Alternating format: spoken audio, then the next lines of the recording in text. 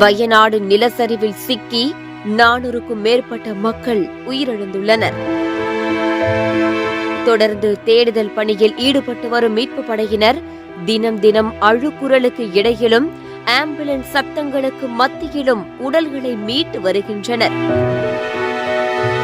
இந்த காட்சிகளை பார்க்கும் போதே இயற்கையின் கோரமுகம் எப்படி இருக்கும் என்பது நம் கண் முன்னே வந்து செல்கிறது.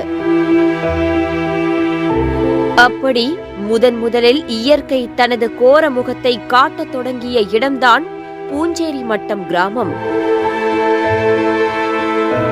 அழகு மிகுந்த பூஞ்சேரி மட்ட கிராம மக்களின் அழுகுரல்களை கூட கேட்க முடியாமல் மொத்த கிராமத்தையும் சுருட்டி சென்றது சாலியாறு.